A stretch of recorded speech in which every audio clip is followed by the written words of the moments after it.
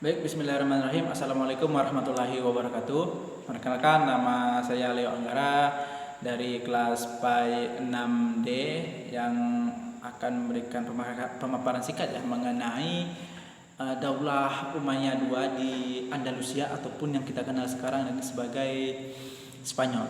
Nah, menurut referensi yang saya baca itu bahwa pada saat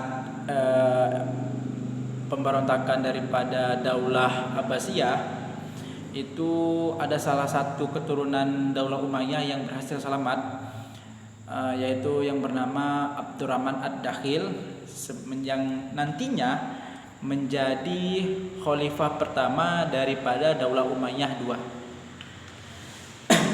Baik, jadi secara singkatnya berdirinya Daulah Umayyah II di Andalus itu dimulai pada saat perebutan kekuasaan oleh Abdurrahman Ad-Dakhil kepada gubernur Andalusia yang bernama Yusuf Al-Fir, yaitu pada tahun 756. Itu berdasarkan referensi yang kami baca. Nah, kemudian ada referensi lain yang mengatakan bahwa memang pada saat itu Andalusia itu masih setia dengan Daulah Umayyah, sehingga wilayah tersebut menerima kedatangan Abdurrahman Ad-Dakhil ini. Kemudian setelah kita mengetahui berbagai terbentuknya Daulah Umayyah II di Andalus ini, maka kita akan mengetahui juga, kita akan mempelajari juga beberapa periode yang dialami pada masa kekhalifahan ini. Kurang lebihnya ada sekitar 6 periode yang ada pada Daulah Umayyah ini. Yang pertama itu, periode pertama itu masih berpusat di Damaskus. Umayyah itu masih berpusat di Damaskus. Kemudian yang kedua ini masih sistem keamiran. Keamiran ini dimulai dari Abdurrahman Ad-Dakhil. Nah, Abdurrahman Ad-Dakhil dilanjutkan Khalifah Hisham bin Abdurrahman anaknya, kemudian Abdurrahman Al-Aus atau biasa disebut dengan Abdurrahman II, kemudian Muhammad bin Abdurrahman, kemudian Munzir bin Muhammad, dan yang terakhir itu Abdullah bin Munzir. Nah, yang khalifah-khalifah yang saya sebutkan tadi itu merupakan periode kedua, dan bentuk kekuasaannya itu masih berbentuk keamiran atau masih setingkat gubernur, belum menyatakan kekhalifahan. Cuman pada saat itu sudah menjadi basis terkuat, salah satu basis terkuat daripada Daulah Umayyah itu sendiri. Nah, kemudian pada masa kekhalifahan Abdurrahman An-Nasir, nah, disitulah perubahan bentuk dari keamiran menuju kekhalifahan. Nah, pada masa Abdurrahman An-Nasir ini juga yang merupakan puncak kejayaan atau era keemasan daripada Daulah Umayyah II di Andalus ini. Yang mana pada masa itu dibuatlah sebuah universitas yang ternama sekali, itu Universitas Cordoba, kemudian Universitas Sevilla, kemudian ada Madinatuz Zahra, dan yang dikatakan oleh beberapa orang itu Mekahnya Ka'bahnya di Eropa, yaitu Masjid Cordoba, yang mana masjid ini awalnya itu katedral Katolik Awalnya katedral Katolik, kemudian sekarang berubah menjadi museum berdasarkan referensi yang saya baca gitu. Nah, kemudian itu periode keemasannya, dan pada masa periode ini banyak sekali ilmuwan-ilmuwan yang muncul yang salah satunya dalam bidang filsafatnya itu Ibnu Rushd, dan kemudian ada Ibnu Battutah dan lain sebagainya. Nah, ini menandakan bahwa pada saat itu Andalusia merupakan tonggak daripada ilmu pengetahuan di Eropa yang masih dalam era kegelapan gitu. Nah, pada saat itu di Universitas Cordoba berbagai banyak buku Jadi pada saat itu di Cordoba dunia Islam, dalam dunia Islam ada dua matahari yang menyinari dunia Islam. Di barat itu ada Cordoba yang menjadi pusat kekuasaan daripada Umayyah II, dan kemudian di timur itu ada negeri Baghdad yang berasal yang ataupun basis ibu kota Daulah Abbasiyah. Nah, kemudian dari segi pembangunannya itu ada 3 kota besar jadi Cordoba ini bersaing dengan 2 kota lainnya, yaitu Baghdad dari Daulah Abbasiyah dan kemudian itu Konstantinopel dari Kekaisaran Romawi Timur gitu, yang nanti akan ditaklukkan oleh dinasti Turki Utsmani gitu. Kemudian dari sudah kekhalifahan kedua ya kan, periode ketiga tadi yang kami sebutkan itu kemudian memasuki periode keempat, yang mana periode ini bisa kita anggap masih eksis, cuman sudah mulai meredup gitu, sudah mulai meredup. Nah, kemudian dan ditandai pada periode ini ialah munculnya kekhalifahan kecil atau mukat Tawaif ya.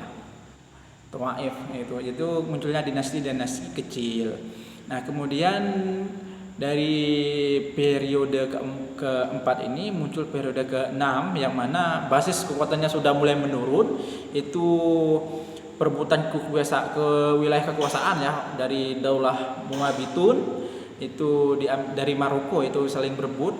Dan yang kemudian periode terakhir itu periode keenam itu basis kekuatan Islam atau Daulah Umayyah itu ada di Granada, itu basis terakhirnya sampai pada akhirnya pada tahun 1492 itu dihancurkan oleh gabungan kekuatan dari kerajaan Kastil dan Aragon gitu, yaitu Ratu Isabel dan Raja Ferdinand gitu.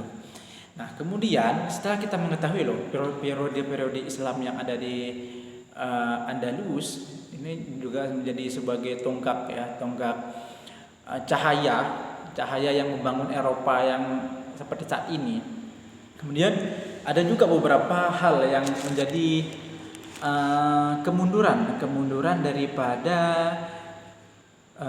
Daulah Umayyah II ini. Yang pertama itu keretakan, kurangnya komunikasi antara kaum bagian atas dan kaum bagian bawah. Dalam artian sini, misalnya orang-orang di pusat tidak adanya keretakan komunikasi dengan orang-orang yang ada di kabupaten lah kalau bahasa kita ya kan.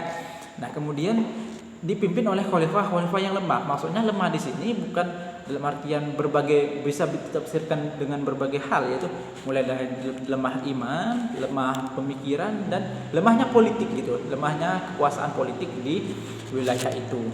Nah, kemudian adanya konflik antar umat beragama gitu, antara Islam dan Kristen yang pada saat itu kan memang basis terkuat daripada Kristen ya, masuk ke kerajaan Romawi dulunya itu, Romawi Barat gitu. Nah, kemudian yang seperti yang saya sebutkan di awal tadi, itu munculnya kekhalifahan kecil. Jadi pada masa itu kenapa mudahnya terjadinya disintegrasi ya dari dari faktor yang pertama, yaitu mengenai adanya miskom antara orang pusat dan orang-orang di daerah-daerah. Itu munculnya banyak generasi gitu ya, banyak dinasti kecil sekitaran 30-an berdasarkan sumber yang saya baca. Nah, itu 30-an, sehingga itulah yang menyebabkan menjadi faktor penting runtuhnya Daulah Umayyah II, yang sehingga tidak adanya persatuan yang seperti kita pelajari di pelajaran waktu SMA dulu gitu. Nah, kemudian yang terakhir itu adalah adanya kemerosotan ekonomi, yang mana biasanya kalau di Eropa itu sering terjadinya pemboikotan, dan itu menjadi salah satu taktik, salah satu strategi untuk menjatuhkan sebuah negara. Dan hal ini juga seringkali digunakan oleh negara-negara besar ya pada saat ini. Kalau kita kaitkan dengan pada saat ini, itu seringkali digunakan oleh negara-negara besar. Itu salah satu Amerika Serikat, kalau bisa kita katakan itu sering melakukan pemboikotan dan lain sebagainya. Nah, kemudian itulah yang menjadi faktor keruntuhan daripada Daulah Umayyah II ini. Sehingga Islam di Spanyol itu sudah tidak ada pada saat itu, pada tahun 1492. Itu sangat terjadi pembantaian besar-besaran oleh Ratu Isabel dan Raja Ferdinand dan itu juga menjadi cikal bakal, misalnya yang topi kerucutnya itu menandakan Islam yang murtad. Itu pada saat itu disuruh murtad. Tetapi pada saatnya sekarang ini sudah alhamdulillah di Spanyol sudah mulai banyak orang-orang Islam dan sudah dibebaskan. Itu hanya pada kisah masa lalu, dan itu juga merupakan kisah kelam kita dan kisah terang kita ya kan, kalau kita bisa katakan gitu. Nah, kemudian itu saja secara singkat tentang Daulah Umayyah II ini. Nah, mungkin kalau untuk secara rincinya bisa kita adakan diskusi atau mengenai Daulah Umayyah II ini. Itu saja dari saya, seperti kata pantun Melayu, dari jauh menjunjung duli, dari dekat menyusun sembah. Mohon maaf kami diberi atas segala silap dan salah. Saya tutup, wallahul muwaffiq ila aqwamit thoriq. Wassalamualaikum warahmatullahi wabarakatuh.